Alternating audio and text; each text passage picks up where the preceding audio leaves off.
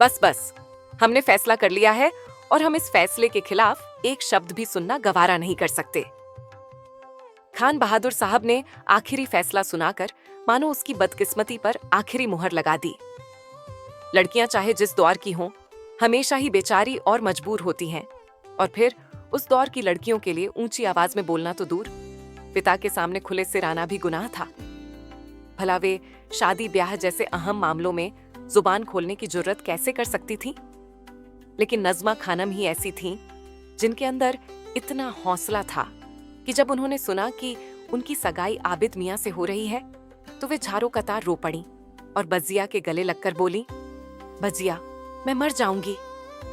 अभी कल ही की तो बात थी जब वे अपनी सहेलियों के साथ बैठकर पूरे खानदान के लड़कों पर चर्चा कर रही थीं।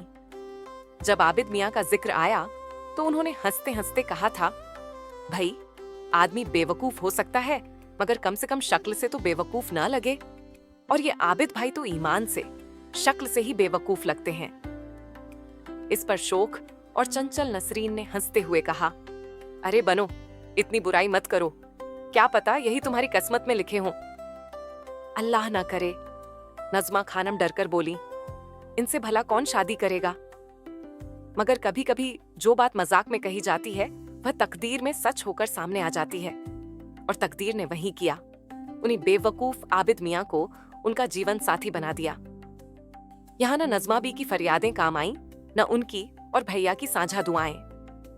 उसी साल शवाल की 7 तारीख को वे आहों और सिसकियों के बीच बेगम आबिद बनकर रुखसत हो गईं। इस नाइंसाफी ने उनके होंठों पर ऐसी चुप्पी लगा दी कि वे कम सुखन और खामोश दुल्हन के खिताब की हकदार हो गईं।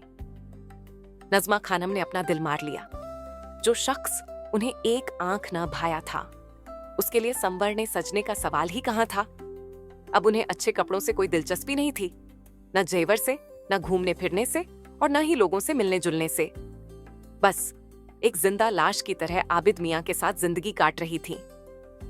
मगर नफरत भी आखिर कब तक? चाहे नफरत कितनी ही क्यों ना हो, औरत कभी इतनी खुलकर उसका इजहार नहीं कर सकती कि अपने शौहर को पास तक न आने दे। नज़्मा खानम आबिद मियां के साथ गुजारे लम्हों में 4 बच्चों की मां बन गई। सबसे बड़े शाहिद मियां, फिर शाहिदा और अजरा, और सबसे छोटे अनवर मियां। शाहिद मियां उनकी आंखों के तारे थे। वही एक हस्ती थी जिसने अपनी मासूम शरारतों से नज़्मा खानम के अंदर जीने की तमन्ना जगा दी थी। वक्त गुजरता गया, वक्त का काम ही गुजर जाना है। बच्चे बड़े हो गए। नज़्मा खानम को आबिद मियां की संगति और फिर उनकी बेवागी, विधवा होने का दुख ने वक्त से पहले ही बूढ़ा कर दिया। कमजोर बदन, सफेद बाल और ढलती हुई झुर्रियों भरी सूरत देखकर कोई सोच भी नहीं सकता था कि कभी वे इतनी खूबसूरत भी रही होंगी। उनकी खूबसूरती की झलक तो शाहिद मियां में ही दिखती थी। लोग उन्हें देखकर कहते, कोई यूनानी राजकुमार भटक कर इधर आ गया है। ऊपर से बेपनाह अकद्ल, यानी हुस्न पर हुनर का सोना चढ़ा था। मगर इन दोनों खूबियों ने उन्हें थोड़ा घमंडी भी बना दिया था। पर दिल के बुरे नहीं थे। अब वे उम्र के उस दौर में थे जब हर चीज अनायास ही हसीन लगने लगती है, मामूली बातें भी अहम लगने लगती हैं। और इस दुनिया की रंगीनियों में उन्हें सबसे हसीन लगी थी नगमा। वही नगमा जो बहुत संजीदा रहती थी। न जाने कब और कैसे वह उनके मन में उतर गई, और ऐसे उतरी कि अब उसके अलावा कोई और उन्हें खूबसूरत लगती ही नहीं थी। वे चुपचाप उसे चाहने लगे, इस बात से बेखबर कि यह आग उधर भी लगी है या नहीं। नगमा उनकी बहन शाहिदा की गहरी सहेली थी। दोनों ने एक साथ बीए में दाखिला लिया था। शाहिदा और नगमा के विषय भी एक थे, मिजाज भी एक। लिहाजा दोनों के घरों में भी मेलजोल बढ़ने लगा। अक्सर नगमा शाहिदा के साथ घर आती और दोनों पढ़ाई में मशगूल हो जाती। शाहिद को जरा भी इल्म न था कि जो आग इधर लगी है वही उधर भी सुलग रही है। अगर उस दिन वे अचानक बहन के कमरे में न चले जाते तो शायद यह राज भी राज ही रहता। वो एक गर्म दोपहर थी, मौसम बेहद गैर शायराना था। वे बुरी तरह उकताए हुए थे। तभी उन्हें ख्याल आया कि बहन के कमरे से कोई अच्छी किताब उठा लें। यही सोचकर वे अंदर गए। लेकिन यह क्या? नगमा, जो वहां अकेली थी, टेबल पर पैर टिकाए अपनी गोद में उनकी तस्वीर रखे बड़ी अदा से देख रही थी। और हल्का सा मुस्कुरा रही थी। शाहिद की बहन उस वक्त कमरे में नहीं थी। शाहिद जरा और आगे बढ़े तो घबराहट में नगमा के हाथ से तस्वीर गिर पड़ी। शाहिद का दिल जोर जोर से धड़कने लगा। वो खुशी से झूम उठे। सॉरी, नगमा ने कहा और हल्का सा पीछे हटी। शाहिद ने उसके शर्म से लाल होते चेहरे को देखा और मुस्कुराकर बोले, नगमा, मैं बहुत खुशकिस्मत हूं। उसकी आंखों में जज्बातों का तूफान उमड़ रहा था। वे जल्दी से बाहर आ गए। किताब का होश ही कहां था। गर्म मौसम अब उनके लिए महकती बहार बन चुका था। वो बहार जो अचानक खजाओं को महकती फिजाओं में बदल देती है। अब सिर्फ एक ही नाम दिल की धड़कनों में गूंज रहा था, नगमा, नगमा, नगमा। उनकी नजर में अब भी वही शर्माया हुआ चेहरा घूम रहा था। दिल कह रहा था, नगमा, तुम मेरी हो, तुम मेरी हो। और फिर उन्होंने फैसला कर लिया, जैसे ही शाहिदा की शादी होगी वे नगमा को अपने लिए मांग लेंगे। अम्मी तो मेरे हर फैसले पर जान लुटा देती हैं। उन्हें खुद पर विश्वास था और अम्मी पर यकीन, और एक दिन उन्होंने नगमा से इसका इकरार भी करवा लिया। तुम मेरी बनोगी। नगमा की झुकी पलकों और शर्मीली मुस्कान ने उन्हें जवाब दे दिया।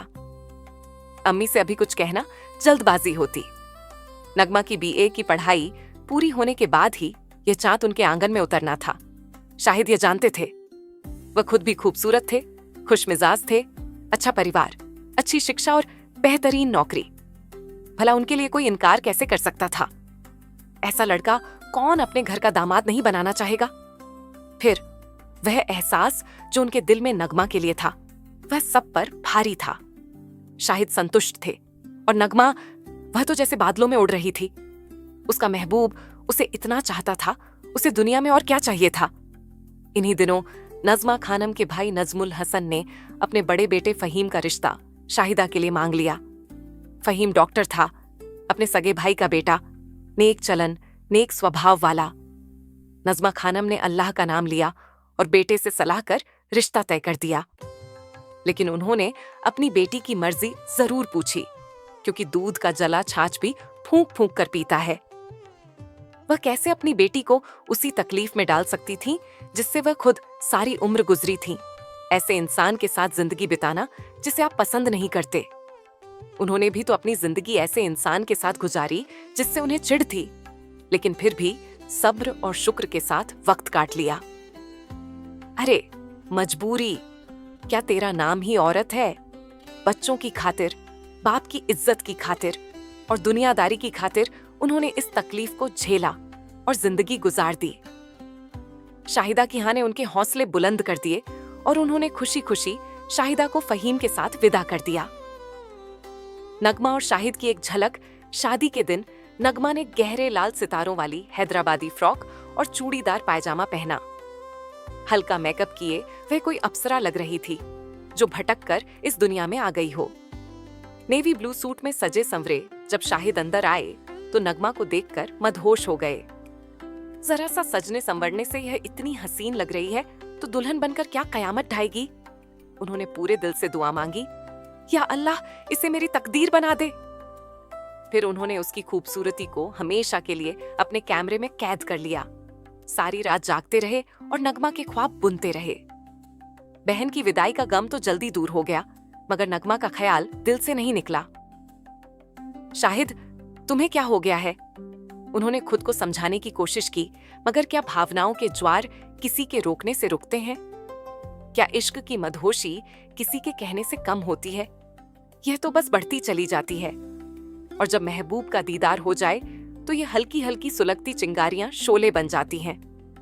वह धमाका जिसने सब बदल दिया। शादी के 5वें दिन शाहिदा जब मायके आई तो ऐसा धमाका किया कि नज़मा खानम के होश उड़ गए। अम्मी, मामी जान कह रही हैं कि शाहिद का रिश्ता शमीम के लिए भेज दीजिए, वरना मुझे हमेशा के लिए घर बिठा लेंगे। अल्लाह, ये कैसी कयामत थी जो भाभी ने उन पर ढा दी। शमीम, उनके भाई की बेटी, जिसकी एक आंख पत्थर लगने से खराब हो गई थी। डॉक्टरों ने बड़ी सफाई से उसकी पलकों को जोड़ा था कि दूर से देखने में साफ नजर ना आता, मगर वह उस आंख से देख नहीं सकती थी। क्या वह अपने हीरे जैसे बेटे को उससे ब्याह दे? या अल्लाह, भाई भाभी कैसी चाल चल गए। अगर नज़मा बेगम खुद न अपनाती तो कौन उसे अपनाता। फिर भी क्या शाहिद इस रिश्ते के लिए तैयार होगा। रात भर वह जागती रही, सोचती रही। उन्हें अपने बेटे की आंखों की वह चमक याद आई जो नगमा को देखते ही आ जाती थी, और उन्हें शमीम की वह झुकी नजरें भी याद आईं जो उसकी आंख की कमी को छुपा लेती थीं। मगर यह सिर्फ शक्ल सूरत का मामला नहीं था, यह दिलों का मामला था। इन दो सूरतों के बीच उन्हें सबसे ज्यादा अपनी बेटी शाहिदा का चेहरा याद आया, जिसके हाथों की मेहंदी, सुहाग की चूड़ियां और माथे का टीका झिलमिला रहा था।